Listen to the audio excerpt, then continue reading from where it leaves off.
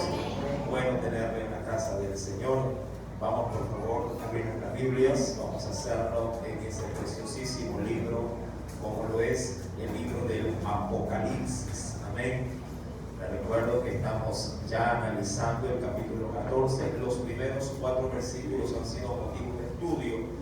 Lo vamos a volver obviamente a leer desde el inicio para tomar hilación en esa lectura y sí, partiendo desde allí, pues introducirnos en el tema de esta noche, que si bien es cierto, el libro del Apocalipsis es nuestro libro de aprendizaje, hoy vamos a predicar por el tema respecto de lo que vamos a tratar en ese precioso texto llamado, hoy vamos a predicar, gracias por el tema mensajeros divinos. Amén. Vamos a predicar por el tema mensajeros divinos. Apocalipsis capítulo número 14. Lo tenemos. Leemos desde el verso 1 al 5. Insisto, ya fueron motivo de estudio, pero lo vamos a volver a leer por el contexto que vamos a tener desde el verso 6 para adelante. ¿Sí?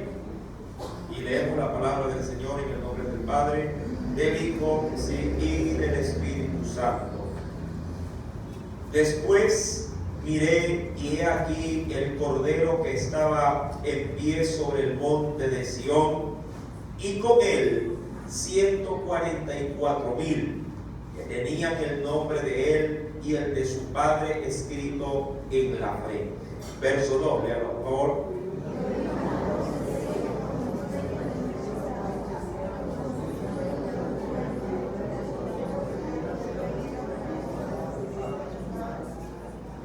Cantaban un cántico nuevo delante del trono y delante de los 4 seres vivientes y de los ancianos, y nadie podía aprender el cántico sino aquellos 144,000 que fueron redimidos de entre la tierra. Verso número 4.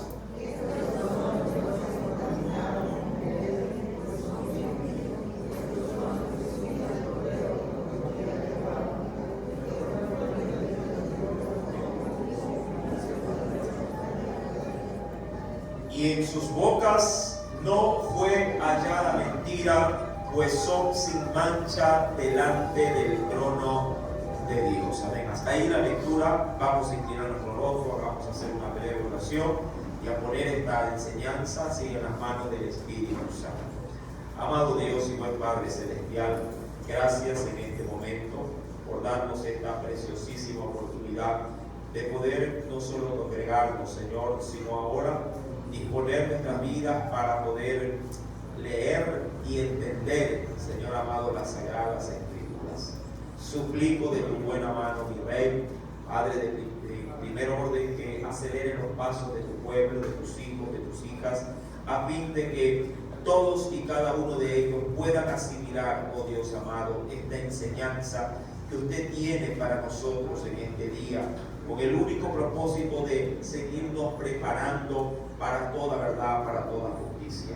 Señor, ayúdanos, oh Padre Celestial, para que de esta forma tu pueblo pueda seguir creciendo, pueda seguir, oh Dios amado, desarrollándose en medio de una sociedad que tanta falta le hace, Señor amado. Oh Padre, poder establecer principios, obediencia hacia ti, Señor amado. Oh Padre, ayúdanos porque nos ha tocado vivir tiempos muy peligrosos, pero sin embargo tu cobertura, Padre, tu presencia y tu palabra son nuestra lámpara en medio de esta gran oscuridad. Señor, ayúdanos y danos en esta noche la oportunidad de seguir aprendiendo y creciendo en la gracia y el conocimiento de nuestro Dios. Te lo imploro y te doy gracias una vez más en el nombre de Cristo Jesús. Amén y amén. Cuando se veía en el estudio de la semana pasada, el domingo anterior, respecto de los 144,000, ya previamente instalados, diríamos, en el cielo y disfrutando de la promesa de la redención de su Cristo, de su Salvador. Ellos han recibido, dicen los primeros 3 versículos, ellos han recibido de parte de Dios sí, la gracia de ser marcados, sí, o sellados por nuestro Padre Celestial a fin de encontrar, sí, ese privilegio, esa honra de ser tomados como primicias de entre, sí, su pueblo Israel. Son 144,000 que narra el capítulo número 7 también del libro del Apocalipsis, sí, respecto de que ellos se han podido consagrar y se han podido guardar de una manera muy, pero muy efectiva. La Biblia menciona, de hecho, en el versículo número 4 y verso número 5, que dentro de esa consagración ellos se han impuesto un voto, se han impuesto posiblemente en su corazón un pacto entre todos estos, así tal cual como lo hizo en su debido momento, ¿quién? Daniel, Sadrach, Mesach y Abednego, allá en Babilonia. No se sabe a la verdad, a ciencia cierta, por el libro de Daniel, si acaso estos 4 contrajeron matrimonio. Sí, al parecer no tuvieron, sí, digamos así, el poder consagrar sus vidas dentro de un vínculo llamado matrimonio. Podríamos decir que se lee entre líneas de que sobre todo Daniel se guardó prácticamente en todo, ¿sí? Y no quiso de una u otra forma emparentarse dentro de una nación pagana. Por otro lado, mi amado, cuando voy al capítulo 14, versículo 4, la Biblia me dice que ellos no se han contaminado frente al vínculo, ¿sí? No necesariamente porque el matrimonio vaya a ser algo negativo o algo maligno, no, sino que dice que no se han contaminado con mujeres. El término de contaminar con mujeres tiene que ver sobre todo, mi amado hermano, ¿sí? De ser infiel a su matrimonio, siguiéndose en pos de otras mujeres. Si casarse fuera contaminarse, mi amado, nadie se casaría.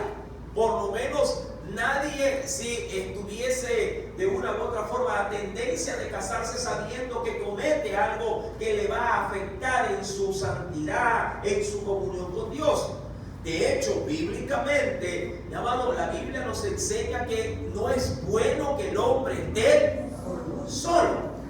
Ahora, como eso es digamos así, el orden de Dios para el hombre, mal podría interpretarse que estos 144,000 no han podido contraer matrimonio. Ahora, la Biblia no habla de que están casados. La Biblia dice que ellos no se han contaminado, ¿sí? Contaminado con mujeres. Al buen entendedor, diría cualquiera, pocas palabras. Si alguien a usted, siendo soltero, le dice, oye, por ahí si has tenido tú uno que otro, no sé, por ahí una que otra canita al aire, si el hombre casado te dice, no, ¿cómo vas a creer? Yo me estoy guardando para el Señor y para el matrimonio, ¿verdad? Y de esa forma no se contamina. Y si hablamos del mismo tema, pero con un casado, dentro de pronto de un ambiente laboral, algún compañero bandido le pregunta, oye, pues, dime la verdad, pero sí de vez en cuando, ¿verdad?, has mirado por ahí alguna otra. Ahora, si el hombre sabe, obviamente, que dentro del vínculo del matrimonio, la fidelidad forma parte de su, digamos, de su consagración a Dios, el hombre también le respondería diciendo, yo solo tengo ojos para una sola mujer. Y de esa forma me he guardado y no me he contaminado con mujeres. Amén. Mi amado, Job creo que lo supo decir muy bien. Venga conmigo a este libro. ¿Job era casado o no era casado? Sí. Y estando casado, estaba consagrado en su matrimonio, y el hecho de que haya estado casado no significa que el hombre al estarlo haya estado contaminado o haya estado en pecado.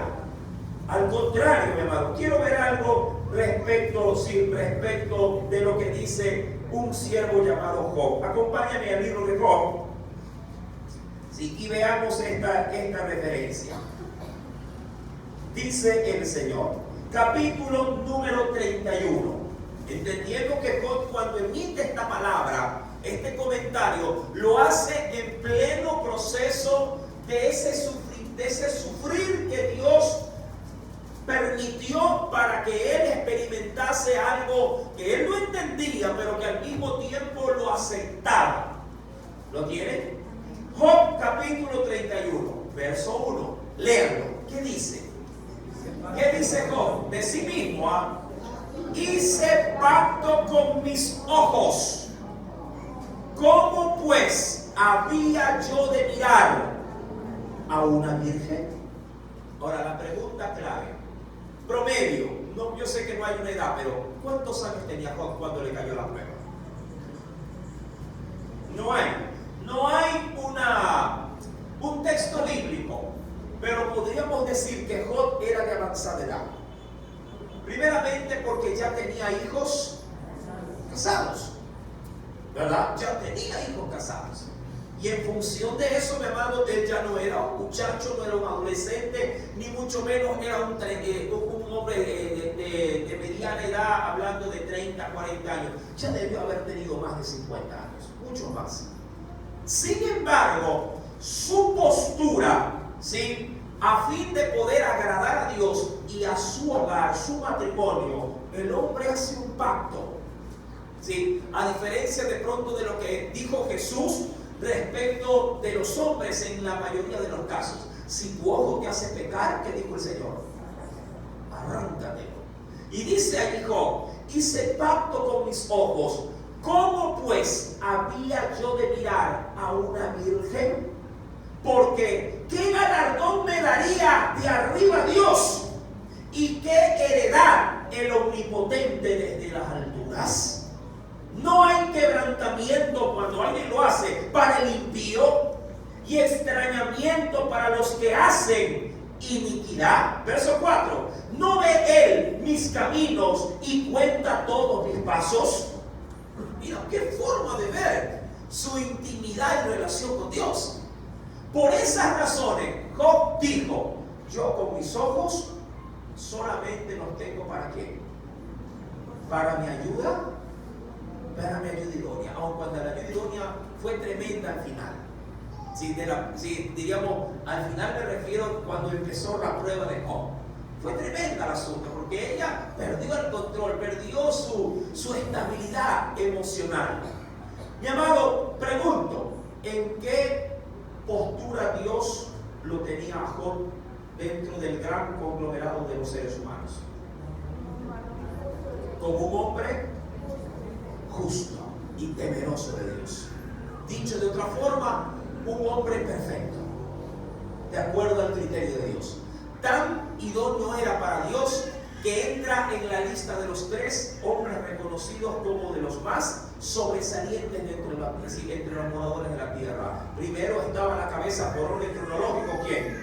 Noé. Luego venía, ¿quién? Job. Y tercero, el que se guardó también allá en Babilonia, Daniel. 3 hombres intachables. Mi amado, curiosamente, de los 3 se sabe que 2 eran casados. ¿Verdad que es así? ¿Quién? Noé. ¿Y quién? Y Job. ¿Quién no? Aparentemente Daniel. He dado este argumento bíblico para no sacar de texto el contexto. Es decir, cuando la Biblia habla de estos 144,000, versículo 4, ¿sí?, que ellos no se han contaminado con mujeres, no necesariamente está hablando de que estos 144,000 sean solteros. Ahora, usted me diría: pastor, ¿y si eran solteros? Bueno, está bien. ¿Cuál es el problema? Ninguno. Son solteros, pero no se han dado a lo típico de un adolescente o de un joven, ¿sí?, de nuestros tiempos, que por lo general nuestra juventud, nuestra adolescencia suele ser una juventud y adolescencia promiscua. No se casan, pero si usted le pregunta: ¿tienes experiencia en el amor? Dice: con gran kilometraje.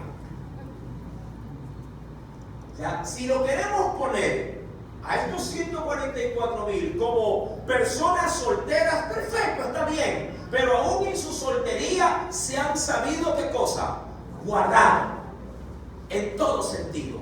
Se han Mi amado, se han comprometido con ellos mismos para Dios el no sin tender su corazón a las pasiones de los jóvenes. ¿Por qué cree que en el Nuevo Testamento? Acompáñenme por favor, venga conmigo a la carta de Timoteo. Pablo, cuando le escribe a Timoteo, aquí hay algo también importante que no podemos poder dejar a un lado.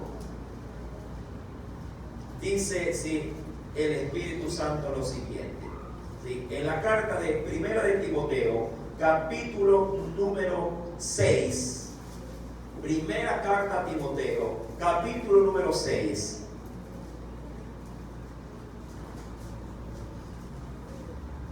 ¿Lo tienen? Verso número 11. Pablo le dice a no era un muchacho, era joven, muy por debajo de pronto de los que lideraban una sinagoga. Por ejemplo, para que alguien liderara una sinagoga, posiblemente tenía que ser como parte de sus requisitos ser un anciano. Pero en el caso de Timoteo no era un anciano, era de haber sido un hombre de aproximadamente 30 años, pero obviamente relativamente joven para el denominador común de la época. Y Pablo le dice esto a este hombre, le dice: mas tú, oh hombre de Dios. Me encanta cómo lo identifica, para con los demás. Mas tú, oh hombre de Dios, huye de estas, ¿qué cosa? Huye de estas cosas y sigue la justicia, la piedad, la fe, el amor, la paciencia, la mansedumbre. Y luego le dice: pelea la buena batalla de la fe, echa mano de la vida eterna, a la cual asimismo fuiste llamado, habiendo hecho la buena profesión. ¿Delante de quiénes? De muchos testigos. Mira, he topado esta porción bíblica de 2 versículos para poder encasillar a los 144,000 que han sido redimidos para Cristo. Si alguien me dijera: estos 144,000 son personas jóvenes que se han guardado en este mundo, ¿y cómo lo hicieron? ¿Qué fue lo que destacó en sus vidas que los hizo ser tan exclusivos para Dios? Ellos hicieron lo que hizo Timoteo en su debido tiempo. ¿Qué cosa? Fueron personas que huyeron de estas cosas. ¿Qué cosa, mi amado? Si usted va a los versículos anteriores, eso ya no lo leo aquí, léalo usted en casa. Si usted lee los versículos anteriores, Pablo le da las diversas advertencias a Timoteo para que no se contamine. Solo topo pequeñas referencias. Por ejemplo, ¿cómo alguien podría contaminarse? Por ejemplo, por medio de él, del dinero. Y solo en el verso 9 dice: porque los que quieren enriquecerse caen en tentación y lazo y en muchas codicias necias y dañosas que hunden a los hombres en destrucción y perdición. Solo como por citar un ejemplo, el resto le habla en su casa. Y ahí es donde le dice: tú más bien, como joven que eres, concéntrate en esto. ¿En qué? En huir de todo lo que te he dicho y afirmarte, consagrarte en qué? En justicia, piedad, fe, amor, paciencia, mansedumbre. Ahí concéntrate. Mi amado, todo esto, respecto de los 144,000, les ha dado, Dios el sitial de ponerlos junto al trono de su Padre. Ya eso lo veíamos. ¿Por qué? La semana anterior, ¿se acuerda usted de las referencias que le decía que donde Jesús habría de estar, él también, hablando de los discípulos, también estarían junto a él? Ahora, dice pues en el verso 4: estos son los que no se han contaminado con mujeres, pues son vírgenes. Interesante este versículo número 4. No se han contaminado, es decir, no se han manchado. Ahora, el término griego de contaminar, apunte, viene de una palabrita, la leo tal cual como lo dice el griego, moluno, M-O-L-U-N, pareciera una ñ, pero es N-O. Si dice moluño, podría ser igual, pero bueno, moluno. significa en el idioma español contaminar, pero en el griego, más allá de significar contaminar, también significa manchar y ensuciar. Ellos no se han ensuciado, no se han contaminado, no se han manchado. Han peleado, como lo decía el Señor recomendándoselo a Timoteo, pelea la buena batalla. Y ellos, estos 144,000, la pelearon. Curioso, mucha gente dice, ay hermano, yo creo que es difícil, imposible. Mentira. Elías dijo lo mismo de sí. Solo yo he quedado, solo yo me he guardado de tanta contaminación. Y Dios a la larga le dijo, no, 7,000 más que tú también la han peleado y se han guardado. Que no tengan de pronto credencial de, digamos así, de ser profeta público es otra cosa, pero hay 7,000 más que no están de pronto predicando delante de reyes y ellos también se han guardado. Y aquí en el porvenir, ojo, porque esto va a pasar en los tiempos de la gran tribulación, no habla ni de 1, ni de 2, ni de 5, ni de 10, ni de 30, ni de 50, habla de 144,000. Es decir, que habla de un número importante de personas que pueden guardar sus corazones sin la necesidad de rebajarse como los otros y revolcarse, digamos, en las pasiones de los pecados de los hombres. No, lo que quiero decir es que no me venga a decir, ay hermano, es que no puedo, ay hermano, es que no sé, ay hermano, es que la carne es débil. Déjese de cuentos. El que quiere consagrarse, se consagra y punto. Es más o menos como el que quiere trabajar. El que quiere trabajar, trabaja y busca la forma de cómo llevar el pan a la casa. Y el que quiere ser vago, andar tirando naranjas en una esquina, lo hace. Porque para mí eso no es trabajo. ¿Amén? Porque el trabajo tiene un identificador. Se me paga por algo que yo hago. ¿Hablando de qué? De un esfuerzo que yo hago. El trabajo tiene que ver, mi amado hermano, con el dinero que yo tengo bien ganado. No que me lo regalen. Ahora, dicho esto, mi amado, si ellos no sean, como lo dice la Escritura, cualquier concesión de criterio que usted le quiera poner es aceptable. Yo no me voy a poner tampoco a defender lo indefendible.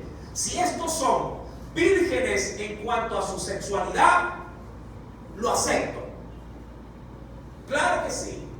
Si estos son hombres que no han podido, mi amado, contaminarse en esas relaciones de promiscuidad que hoy por hoy es tan común, qué bien por ellos. Se han guardado de contaminaciones sexuales. Cuando éstas salen fuera del vínculo del mar, en el matrimonio no es contaminación, en el matrimonio es santificación. La mujer se santifica en el varón y el varón se santifica en la mujer. ¿Sí me está entendiendo, verdad? Cuidado con satanizar el sexo dentro del matrimonio. Sí, es diabólico fuera del vínculo del matrimonio. ¿Sí está clara esta parte, verdad? Listo. Y dice el Señor que ellos, estos 144,000, ¿cuál es el distintivo que los identifica con Jesús? Dice el verso número 4, estos fueron redimidos de entre los hombres como primicias para Dios y para el Cordero, y en sus bocas no fue hallada, ¿qué cosa no fue hallada? Mentira, o lo que es igual, engaño. No fue hallado engaño en sus labios, pues son sin mancha delante del trono de Dios. Usted dirá, estos hombres que fueron algo totalmente fuera de todo orden. No, mi amado hermano, estos hombres eran hombres comunes y corrientes, pero supieron hacer lo que se denomina ya en el plano propio de lo que es la santidad. Supieron hacer su elección. Mira, santidad no la pongas tan difícil para tu propia vida. Es asunto de determinación. Eso es todo. El que quiere, mi amado, es como que si a alguien se le dice, oye, quiero que tomes conmigo, y tú dices, no, yo no tomo. yo ya dejé el trago, no voy a volver a tomar. Es asunto de determinación, de voluntad. Nadie te puede obligar, mi amado, a que te tomes un vaso de cerveza. Si tú no quieres, no lo tomas. Si tú, así como una invitación, si no quieres ir, no vas y punto. Si no quieres ver pornografía, no la ves y cierras la página y punto. ¿Sí me entiende, verdad? Si no quieres reaccionar de la misma forma que la otra persona posiblemente de manera grotesca lo hace, no lo hace usted. Usted se queda callado y no le contesta con las mismas palabras de grueso calibre que él le dice. Y usted calla, y en su callar hay sabiduría. Amén. Consagrarse, mi amado, no es tan difícil, es asunto de determinación, como lo dijo Daniel. Daniel propuso en su corazón no contaminarse. Dice un texto bíblico, no lo tengo como referencia, pero creo que es importante considerarlo. Acompáñenme, por favor.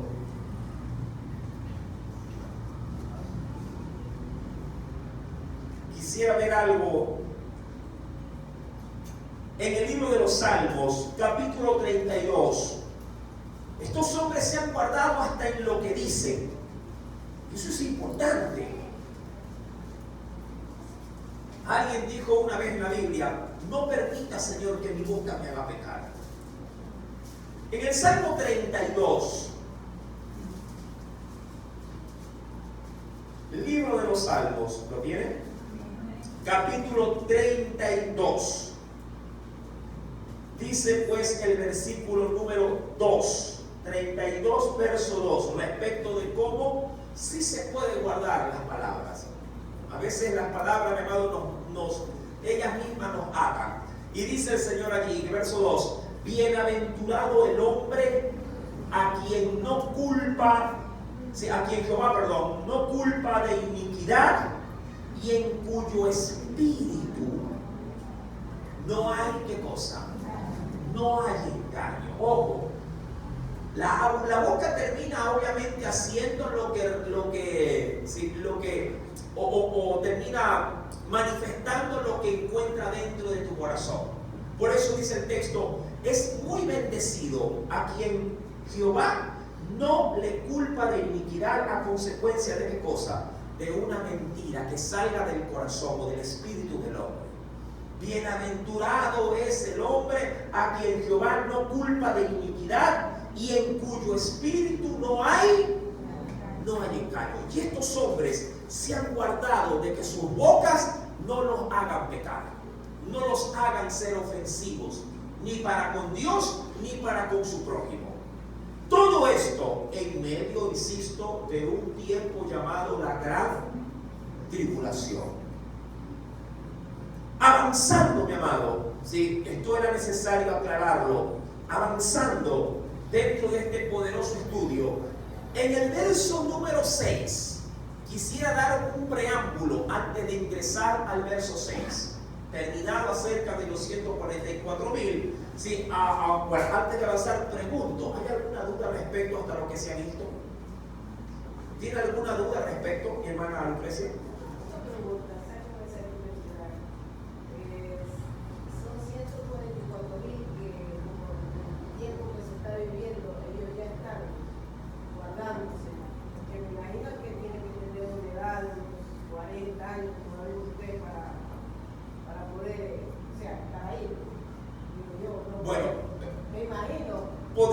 Podríamos decir, bueno, que si yo veo esta foto, yo digo, los 144,000 tienen que ser unos viejitos, ¿no?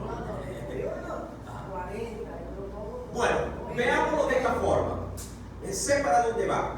Los 144,000 ya estarán en la tierra. Empecemos por ahí. Ya estarán en la tierra. Ya estarán ahí desarrollándose.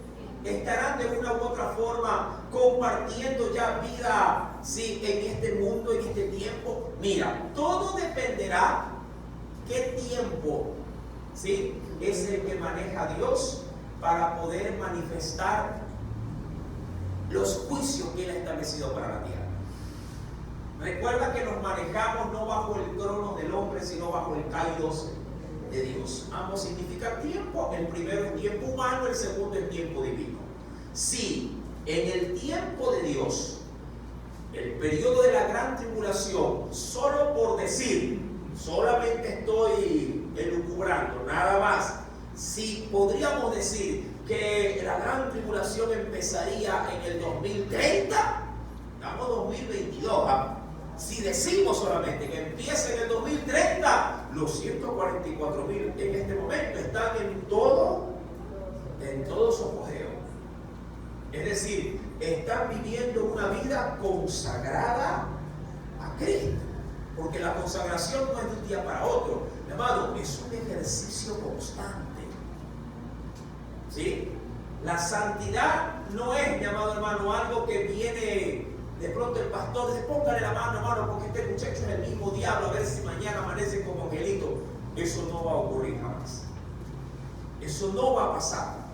Amado, la santidad es algo que se practica, es algo que se, digamos, que se lo va encaminando cada día. Por eso, mis amados hermanos, usted que tiene hijos, usted que tiene de parte de Dios el privilegio de criar vidas, hágalo como que si su hijo forma parte de ese grupo. Usted dirá, pero no es judío, tranquilo, pero eso puede ser un redimido del Cordero. Amén. Igual, donde está nuestro Señor, allí estarán sus discípulos. Amén. Usted cría a sus hijos como que si fueran parte de ese grupo. Porque a la larga, la multitud de vestiduras blancas estarán en el cielo también. Amén. ¿Cuántos tienen hijos? Críenlos, llamado, como que si ellos forman parte de ese grupo. ¿Alguna otra pregunta más? A ver, pero de los 144,000, porque la voy a preguntar del dragón. A ver, cuéntame. Lo que pasa es que en este periodo ya, por decir, ya ha sido arrestada la iglesia, ¿verdad? En el periodo de la gran tribulación. Ellos por decir no se han ido. Miren, los 144,000 pasan por el proceso de la gran tribulación. Ellos son, diríamos, un grupo exclusivo, hay que decirlo de esa forma, no lo puedo maquillar de otra forma. Ellos son un grupo exclusivo de Dios dentro, no del mundo, dentro de su pueblo, Israel. Ellos son tomados de la gran tribulación. ¿Sí? Son tomados de la gran tribulación. Ellos no son raptados. Ellos son, mi amado hermano, ¿sí?, inmolados. ¿Sí? ¿Por qué? Cuando se analizó en estudios pasados, ¿se acuerda cuando las almas que están debajo del altar clamaban a Dios diciendo, Señor, justo y verdadero, ¿cuándo nos haces justicia? Ya es tiempo. Y el Señor le dice, aguántense un ratito, esperen que se complete el número de sus consiervos. ¿De quién cree usted que estaba hablando?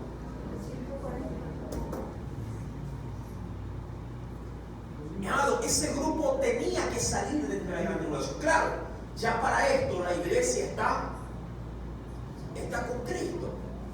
Mas sin embargo, los redimidos que son o forman parte de los pueblos de Israel son, mi amado, exclusivos. Sí, ellos tienen, nos guste o no reconocer, tienen una promesa muy acentuada de parte de Dios como nación.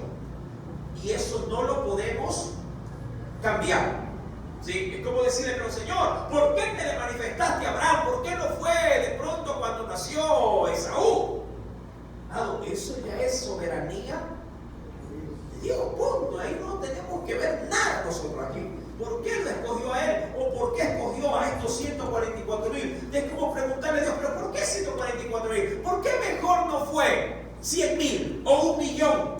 O 1,444,000. No, tanto la cantidad, la cifra y la selección ha quedado al arbitrio de Dios. Son escogidos, punto. Esa es su gracia. ¿Sí? Y nosotros que somos, como ya lo diría en la carta a los hebreos, que somos olivos silvestres, injertados, ¿sí?, en el buen olivo, mi amado, eso también ha sido soberanía de Dios. ¿verdad? ¿Por qué de entre toda tu familia tú estás aquí y tus otros familiares están allá afuera viviendo como diablitos? ¿Por qué tú no? ¿Por qué tú fuiste rescatado? Aquí hay gente que tiene hermanos, cuñados, primos, abuelos, sobrinos, entenados, y rogamos a Dios que conozcan del Señor, pero no ha sido así. Quien le ha conocido ha sido usted, porque Dios le puso, mi amado, su gracia y su misericordia en su corazón. Y hay que agradecer, y no nos queda Dios. Pero, claro, rogamos a Dios que todo este gran listado de familia venga a Cristo, para que no se pierda. Porque eso sí, si Cristo, mi amado, acelera su venida, nuestra gente se queda. Eso sí, tengámoslo por cierto. Ocurrirá lo que dijo el Señor en los evangelios: si 12 estarán en una cama. Y para mí, que 12 estén en una cama, no es porque están compartiendo posiblemente de alquiler una cama. Ahí se habla de una pareja, se habla de un matrimonio. Y si dice que dentro de una cama uno es tomado y el otro se queda, significa que el marido se quedó y la mujer se fue. O la mujer se fue y el marido se queda. ¿Verdad? Qué tristeza sería que se vaya una madre y se quede un hijo. O que se vaya un hijo y se quede una madre. Por eso el Señor dice: yo no retardo mi promesa, como muchos dicen que la tienen por tardanza, sino que yo soy, ¿qué cosa? Paciente, no queriendo, en su paciencia el tiempo se alarga, no queriendo que ninguno perezca, sino que todos, ya usted lo sabe, sino que sí se nos hace medio difícil poderlo procesar. ¿Alguno te pregunta respecto de esto?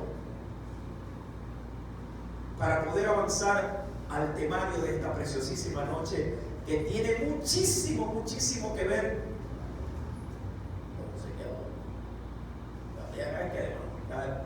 Sí, con la manifestación de los ángeles, porque desde el verso 6 al versículo número 20, mi amado, Dios va a usar algo o a alguien que anhela o han anhelado toda una vida poder hacerlo.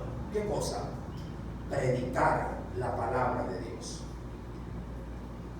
Si ya no hay más preguntas, ingreso al verso 6. Luego dice el Señor: vi volar por en medio del cielo a otro ángel. Sí, vamos a poner, no, es la diapositiva que es. Y ya vamos a entrar por ahí. Vi volar por en medio del cielo a otro ángel que tenía el evangelio eterno para predicarlo a los moradores de la tierra. Claro, si ya no está la iglesia, si ya no está, ¿quién más? El remanente del pueblo, la tierra queda prácticamente respecto de la voluntad escrita de Dios, queda en un total, si digamos así, silencio. Ya la Biblia sí nos dice, claro que sí. Venga conmigo, por favor, quisiera ver algo especial dentro de las cartas del apóstol Pablo. Dice el Espíritu de Dios en el libro, ¿sí?, de Segunda de Timoteo, capítulo 4. Venga rapidito, por favor, para poder adentrarme en esto. En Segunda de Timoteo, capítulo número 4. ¿Lo encontró? Dice el Señor, verso 1 al 3. Verso 1 al 3. Y ahí Timoteo le dice, a Timoteo se le dice: te encarezco delante de Dios y del Señor Jesucristo, y le da la razón del por qué le ruega que lo haga. Porque un día algo va a ocurrir. ¿Qué cosa? Que tanto Dios como el Señor Jesucristo, ¿qué harán? Juzgarán a los vivos y a los muertos en su manifestación y en su reino. ¿Y qué es lo que le pide? Que predique la palabra, que lo haga a tiempo y fuera de tiempo. Es decir, cuando tengas la oportunidad de hacerlo, hazlo. Y cuando no tengas la oportunidad y ves que hay, diríamos, la forma en que también lo hagas cuando no se debe de predicar, pues mándale también por ahí. Si mándale, como dice por ahí alguno, mándale la propaganda. Si es una cuñita. Y fuera de tiempo, redarguye, le dice, reprende, exhorta y hazlo con toda paciencia, pero también sé bíblico, con toda doctrina. Verso 3, lee eso, léelo.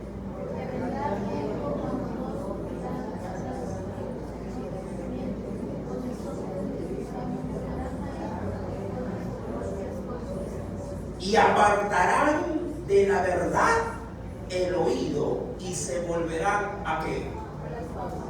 A los puros cuentos. Si hoy por hoy que tenemos la gracia y la misericordia de Dios de poder tener la Biblia, de que hay gente que Dios la predica, le habla, hoy por hoy que tenemos en redes sociales buenas, diríamos así, buenas locuciones de gente de Dios. Aunque hay todo esto, hay mucha gente que aún así, pudiendo elegir alimento de Dios, mi amado, se engancha con las tonterías de muchos, entre comillas digo yo, mensajeros de Dios. Tienen alguien que les habla, por ejemplo, eso es como para que usted vea, ¿no? Usted abre una página de YouTube y de pronto dice ahí al título del video, dice así, enseñanza del libro, se me ocurre, de Job, capítulo 3. Usted lee ese título y dice, uy, qué pereza. Ve otro título, de pronto con un anuncio vendedor, y dice, ¿cómo salir de la pobreza? Ese quiero ver yo. ¿Sí o no? ¿Ah? Claro, hermano. Y la gente agarra, se suscribe y está que recibe y recibe mensajes de él. No digo que no sea palabra de Dios, pero entre mucha palabrería comienzan hasta ya las cosas fantasiosas. Y luego de que usted ya comience a escuchar barbaridad, dice, ay, ¿será verdad? Puede ser que sea cierto. De verdad, voy, Señor. Y ahí viene y me llama a mí. Pastor, le mando este video para que lo vean y usted me explique, como que si yo he predicado ahí.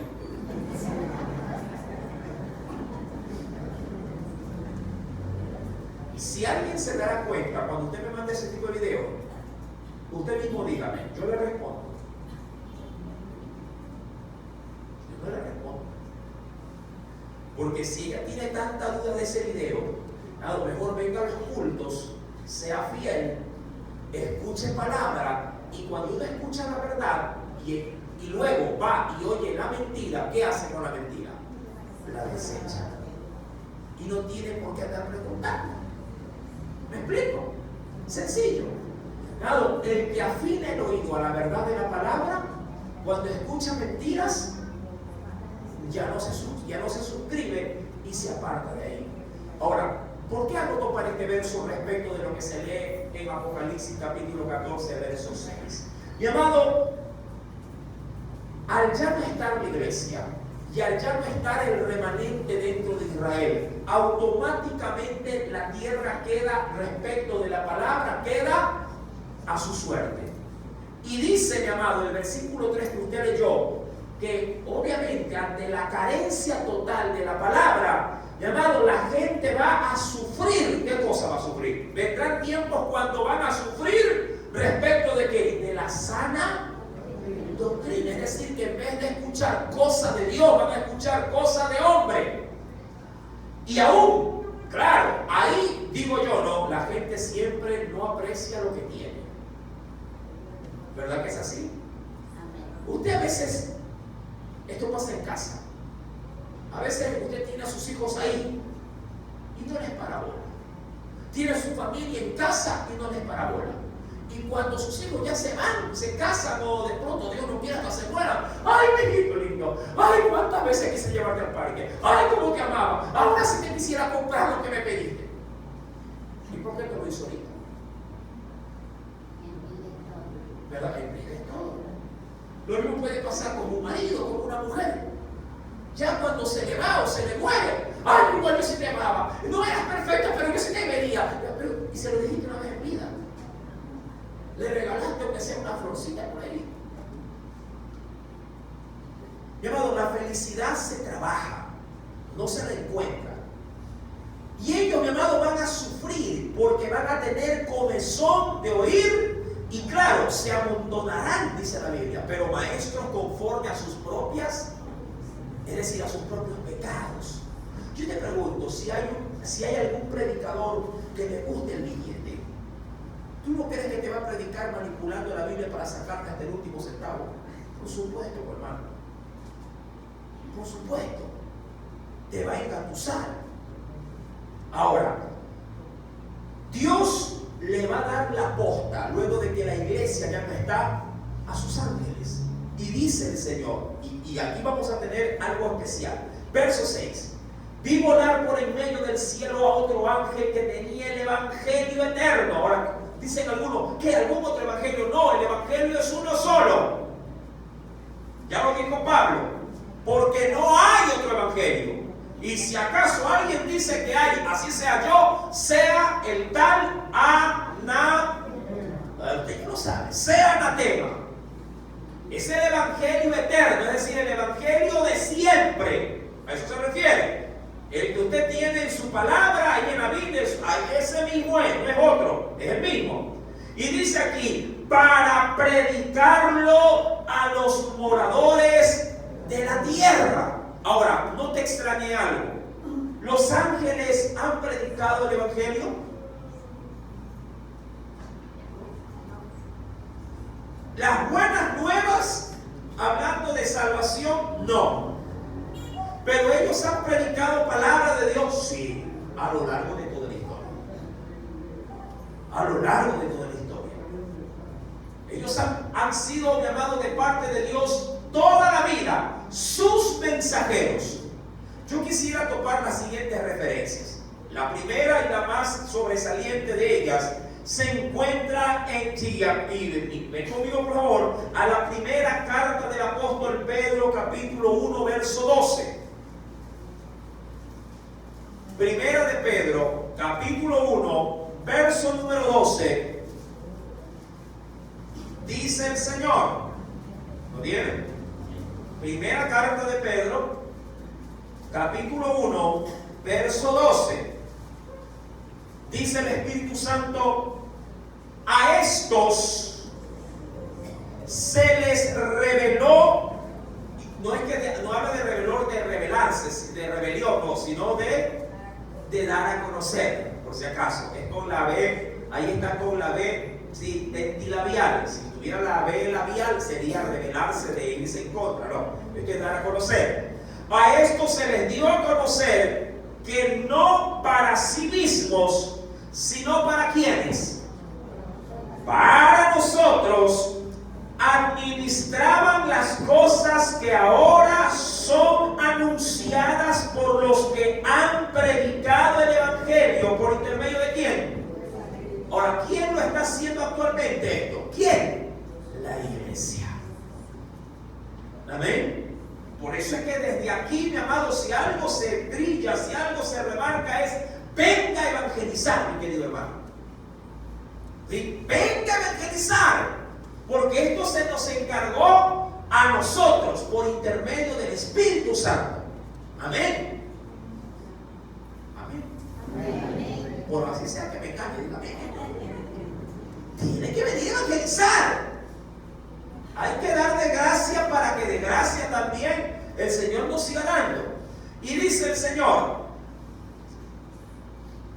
¿enviado de quién? Sí, bueno, luego un poquito más atrás dice aquí que os han predicado el evangelio por el Espíritu Santo enviado del cielo, cosas, y subraya esa parte, o tareas, como lo quiera ahí ver, en las cuales, mira lo que dice, anhelan siquiera qué cosa ellos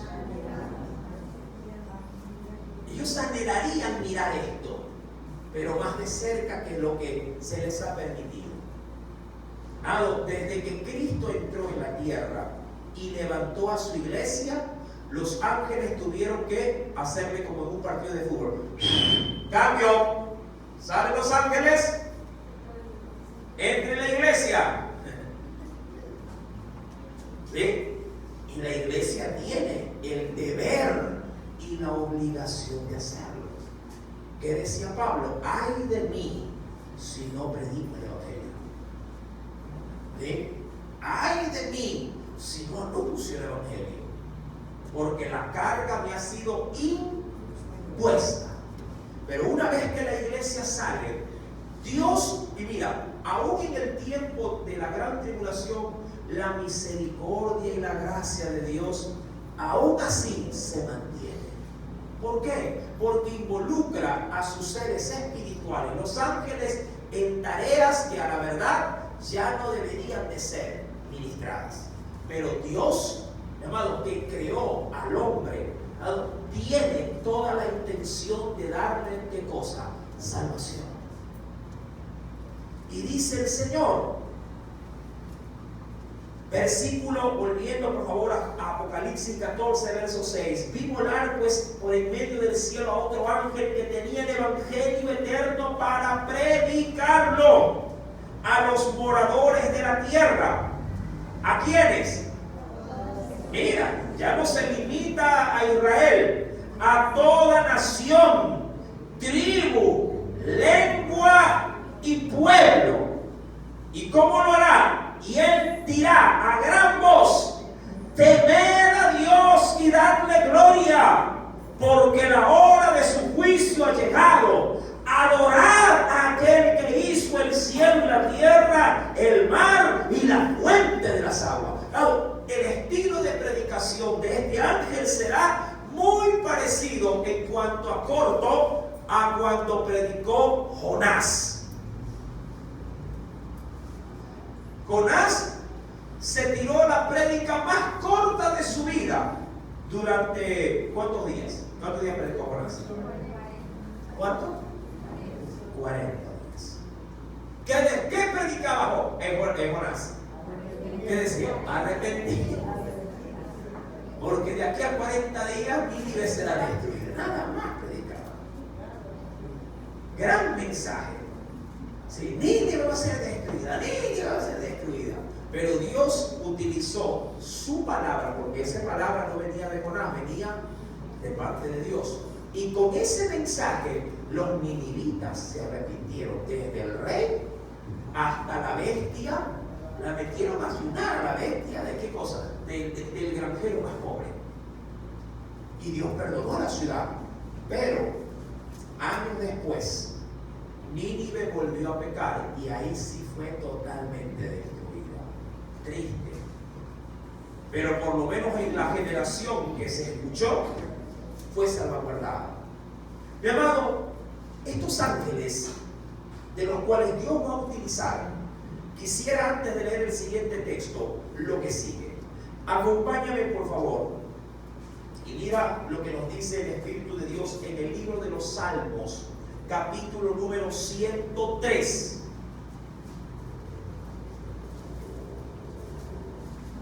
Libro de los Salmos, capítulo número 103. ¿Lo tiene, mi amado? Versículo 19 al 21. Verso 19 al verso 21. Dios dice aquí: Jehová estableció en los cielos su trono, y su reino domina sobre todos. Y comienza, mira lo que va a demandar respecto de lo que Él es. Y dice: bendecid a Jehová. ¿Quiénes? ¿Quiénes? Vosotros sus ángeles. Y claro, te da particularidades de ellos. ¿Qué dice que son? Poderosos en fortaleza, es decir, en fuerza. Tú no vas a tener comparación con un ser humano. Son poderosos en fortaleza. Y dice que son, ¿qué cosa? Ejecutadores de ¿qué? De su palabra. ¿Qué palabra? La palabra que Dios les da, que ejecutáis su palabra, obedeciendo, ellos sí hacen esto, obedeciendo a la voz de su precepto. Bendecid, le dice el Señor a ellos, a Jehová, vosotros todos sus ejércitos, ministros suyos, que hacéis su voluntad. Ya no te doy el texto del Pentateuco, ya sabes respecto de los ángeles que dice, no vayas a hacerle rebelde, porque él prácticamente tiene de parte de Dios una palabra, y si tú te sales a meterte en medio de esa palabra, Dios, mi amado, hasta te podría matar. Ellos son como los soldados que simplemente se limitan a ¿qué? A ejecutar órdenes. Si Dios le dice a un ángel, anda e ingresa allí, si tú le sales al medio de camino y dices, ¿dónde va? Suéltate, te vuelve la cabeza. Ellos solo tienen que cumplir órdenes y punto. Imagínate si así obedeciéramos la palabra nosotros. Fuera el éxito, le cuento. Versículo número 8. Luego de este primer mensajero sale este otro. Y este llamado dice, otro ángel le siguió. Y este dijo, ¿ha caído quién? Ha caído, dice, Babilonia. Ojo, este es un proclamador, ¿sí? Alguien que anuncia, ¿sí?, lo que habrá de venir. Ha caído Babilonia, la gran ciudad, porque ha hecho beber a todas las naciones del vino del furor, ¿de qué? De su fornicación. Ahora, no te vas a olvidar, mi amado hermano, que cuando esto acontece, ya se ha llevado a cabo, si acaso te has olvidado, el sonar de las trompetas. Y ya se ha podido aperturar, ¿qué cosa, mi amado hermano? Los 7 sellos.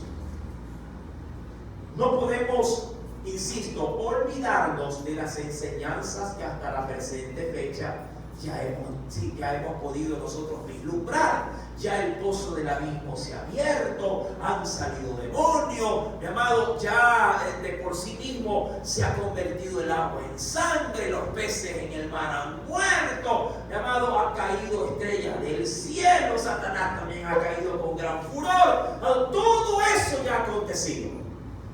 Y recuerda que los juicios de Dios son consecutivos, sin quitar uno de otro juicio. Es decir, que sobre el primer juicio viene acumulado ¿qué cosa? El segundo. Esto no es como lo que pasó en Egipto con Faraón. Con Faraón fue, mi amado, diríamos, fue progresivo, pero fue en su progreso, fue anexo y quitado. Anexo y quitado. Es decir, vino la plaga de las ranas, afectó todo. Faraón tuvo un aparente arrepentimiento, llamaba a Moisés, ora por mí para que la plaga de las ranas se vaya, y la plaga se iba. Pero luego venía otra plaga, la del granizo, por ejemplo. Asimismo, se espantaba Faraón, mandaba a llamar, te pide a Dios porque ya lo voy a dejar ir, quítame el granizo, y el granizo se iba. Y luego venían los piojos. Pero en este proceso del Apocalipsis, de la gran tribulación, mi amado, el mar hecho sangre se queda con sangre. ¿Sí me explico? Las aguas que fueron convertidas en amarga, en hiel, en ajenjo, se quedan con ajenjo. Es decir, que las plagas se van acumulando una sobre otra. Y los hombres que están de una u otra forma experimentando todos estos males, mi amado, están siendo obviamente afectados de manera directa. Y muchos, posiblemente de ellos, ya no quieren saber nada de los juicios. Y claro, el hombre por naturaleza siempre tiende a buscar a quién, a un culpable. Todos hasta ese momento le imputan la culpa a quién. ¿A quién? A Dios. No me diga que ya se ha olvidado que luego de estos tormentos, los hombres que hacían, se arrepentían. ¿Qué hacían? ¿Qué hacían? Maldecían a Dios. En esos juicios estudiados, los hombres terminaban blasfemando de Dios. Pero Dios diciéndoles ahora en el anuncio de este segundo ángel que el culpable no es Dios. La culpa viene, claro, de un lugar simbólico llamado Babilonia. Pero Babilonia, mi amado, si usted lo va al libro de los reyes, del libro de los profetas, Babilonia es una nación que ya feneció. Pero se habla en lenguaje figurado o en un lenguaje simbólico. Ahora, cuando yo voy a la escritura, mi querido hermano, estamos en Apocalipsis, volvamos por favor, Apocalipsis capítulo número 14, versículo número 8. Nos dice pues el Espíritu Santo respecto de Babilonia, la antigua ciudad llamada Babilonia. La importancia para poder tratar de entender esto tiene que ser vista, mi amado, bajo los esquemas sí propios de la historia, para poder saber de lo que pasó antes también va a ocurrir después. Y quisiera tomar sí como referencia ciertos pasajes de la escritura. Venga conmigo de primera mano a Isaías capítulo 47. Acompáñame. Recuerda que aquí ya se habla de algo alegórico, de algo simbólico. Muchos han dicho, Babilonia es la gran ramera, y hablan aquí acerca de qué, ¿a dónde lo apegan? Casi todos los intérpretes, a la Iglesia Católica. Sí, lo apegan mucho a esa esfera, pero ¿realmente será esa? Bueno, primero empecemos a leer la escritura. Libro del profeta Isaías, sí, acompáñenme por favor, capítulo número 47. ¿Qué puedes ver ahí como prefacio? De entrada, ¿qué dice ahí? Juicio contra Babilonia. Curioso, porque fue precisamente Dios el que permitiría que Babilonia se lleve cautivo ¿a quién? Al pueblo de Israel, ¿verdad? Pero a su vez, este medio que Dios usó luego sería duramente también sí, reprimido o sancionado. Ahora, veamos qué nos dice el Señor. Desciende, le dice el versículo primero, Isaías 47. Desciende y siéntate en el polvo. ¿Símbolo de qué? De luto. Virgen, hija de Babilonia. Ojo con esto. Esta profecía, mi amado hermano, claro, vista así, sabemos por la época en la que fue escrita que hablaría de Babilonia. Pero aquí hace algo alusivo de que no es estrictamente la Babilonia de Nabucodonosor, sino una hija de él. Amén. Una hija, es decir, una descendiente. Es decir, que esta profecía puede ser entendida de manera dual. Dentro de la historia para la época a la que fue escrita y para el porvenir cuando se vuelva a levantar a través de una aparente descendencia de similitudes de ¿qué? De política, de forma de gobierno y de maldad también. Siéntate en la tierra, pero ¿de qué forma? Sin trono, hija de los caldeos, es decir, sin gobierno. Por eso es que dice el ángel a futuro, ha caído Babilonia. ¿Por qué? Porque será despojada de su trono, o lo que es igual, de su poder. Ya vamos a ver si se refiere a orden religioso o a orden posiblemente político, o las dos cosas al mismo tiempo. Porque nunca más te llamarán tierna y delicada. Verso 2. Leamos alternadamente para compartir lectura. Verso 2, léalo.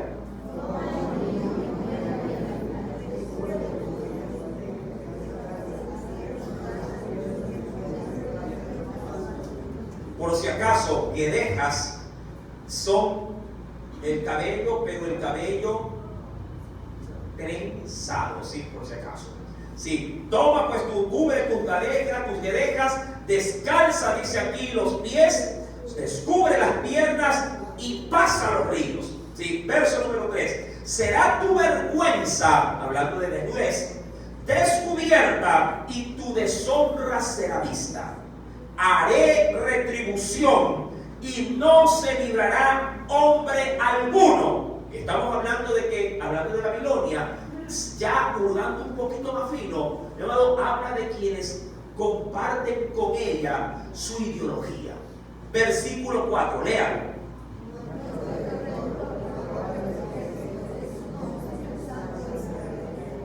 Es decir, Él es el único que puede hacerlo. Siéntate, calla y entra en tinieblas, hija de los caldeos, porque nunca más te llamarán señora de reinos. Qué curioso, porque la hace ver como que si fuese una mujer. ¿Sí? Ahora, mi amado, insisto, se ha dicho respecto, antes de seguir leyendo, respecto de Babilonia, que posiblemente es ese prototipo de lo que podría representar la iglesia tradicional. Ahora, ¿realmente es Roma Babilonia? A ver, quisiera escuchar comentarios de parte suya. ¿Realmente es Roma? ¿Qué piensa usted? ¿Lo es? O, visto de una manera un poquito más panorámica, ¿Roma forma también parte de esa Babilonia? Yo creo, mi amado, más acentuado lo segundo que lo primero. Si bien es cierto, Roma, diríamos, influye de manera muy grande sobre los hombres, no lo hace sobre la totalidad de los hombres, solo lo hace bajo el régimen del cristianismo. Y el cristianismo es una tercera parte de toda la población mundial. Es decir, que debe haber algo más que pueda afectar a las tribus, pueblos y lenguas de una nación, es decir, el gran conglomerado de la raza humana. Es decir, Roma es una parte de eso, pero no es el todo de eso. Leyendo aún más el libro de Isaías, capítulo 47, versículo número 6, dice Dios: me enojé contra mi pueblo, profané. Dios hizo eso consigo mismo, hablando de su pueblo, su casa. Es como que un padre decida por voluntad propia dejar las puertas abiertas, queriendo que entren a robar en su casa. ¿Ah? ¿Quién haría eso? Dice: me enojé contra mi pueblo, profané mi heredad y los entregué en tu mano. No le tuviste compasión. Sobre el anciano agravaste mucho tu yugo, lo que es igual tu duro trabajo. Dijiste: para siempre seré, ¿qué cosa? Hablando de lo que había conquistado, seré señora. Y no has pensado en esto, ni te acordaste de tu postrevería, es decir, de tu futuro. Oye pues ahora, mujer, ¿cómo la vemos? ¿Cómo la ve el Señor? Mujer voluptuosa. Cuando habla de voluptuosa, sabe que se está refiriendo a mujer sumamente atractiva, pero con sus encantos prácticamente al descubierto. Por ahí suelen, creo yo que esto es más de hombres que de mujeres, si decir: mira, se la ve buena, qué piernotas, qué estética, qué teta, o sea, como lo mira la vulgar. ¿Sí? Y alguien podría decir: hermano, esa es una mujer buena. No se extrañe de cómo Dios, porque más adelante, mi amado, y eso no lo veremos en esta noche porque no nos va a alcanzar el tiempo, pero luego, mi amado, cuando Dios trata de recriminarle a su pueblo, cómo lo han traicionado al gran Dios que los ha mantenido siempre, o tratando de mantenerlos siempre bajo su cobertura, luego Dios le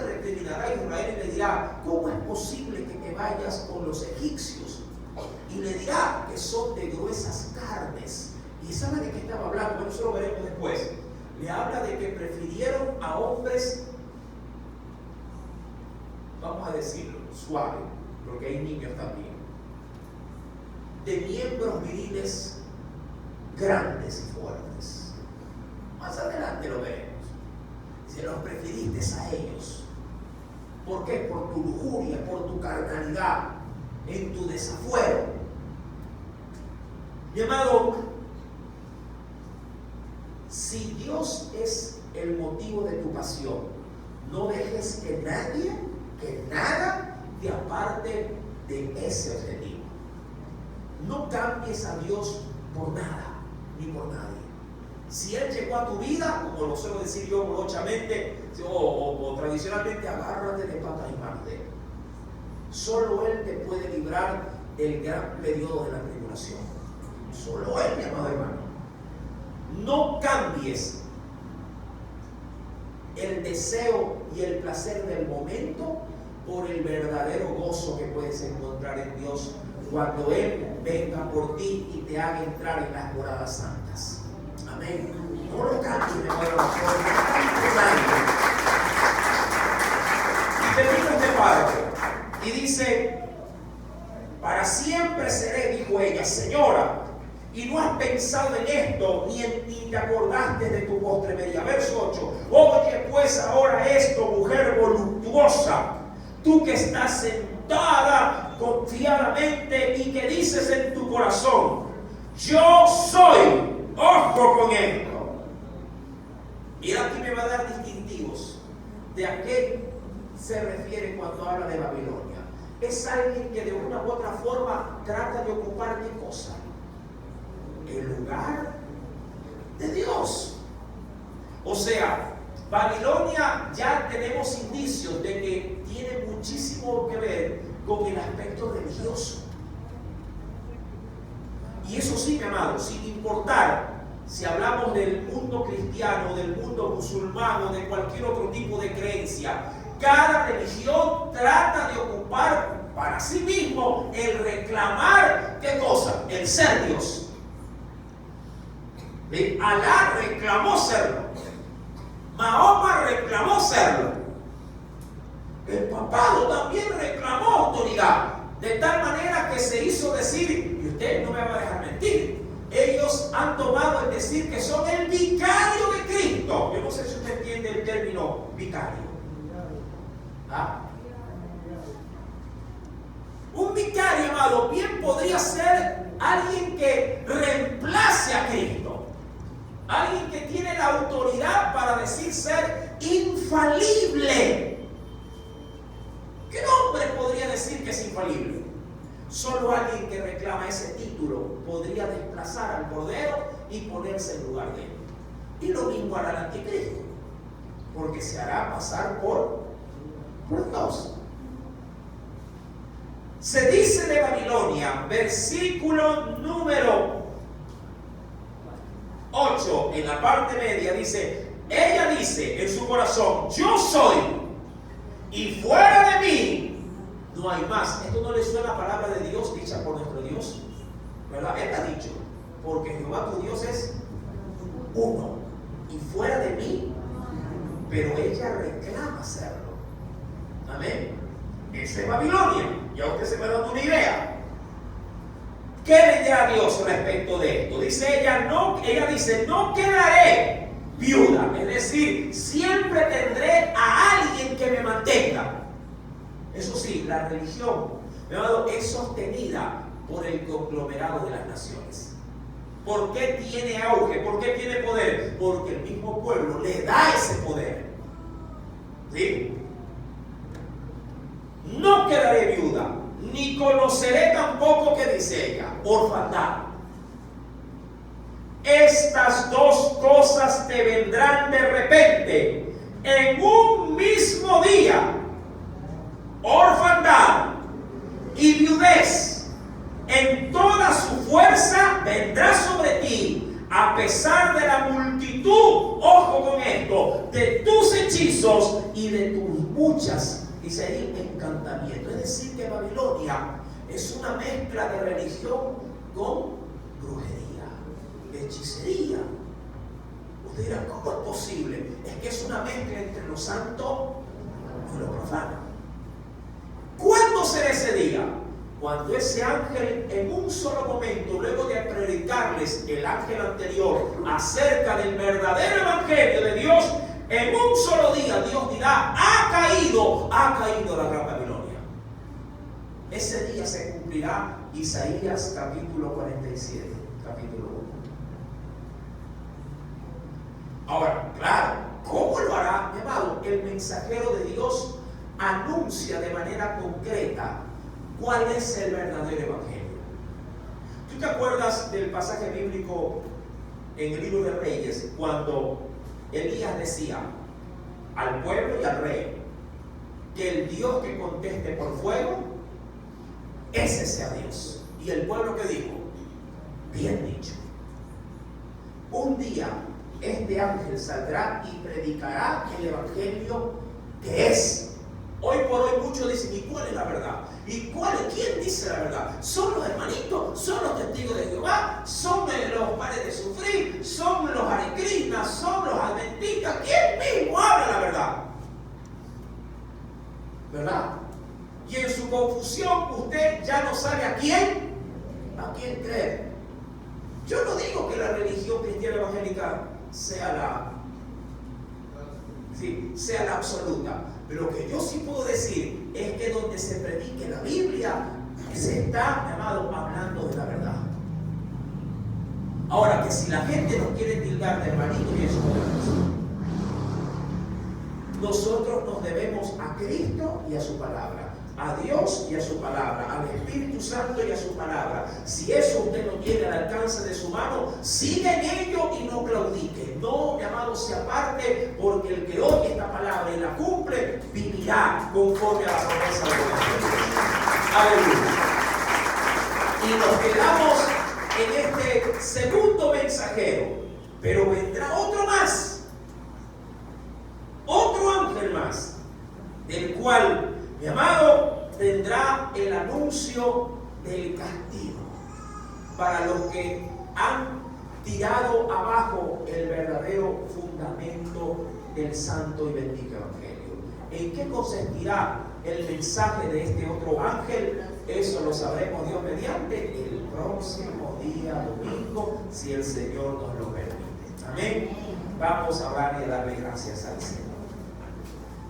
Amantísimo Padre Celestial, en este momento, en este tiempo, Señor,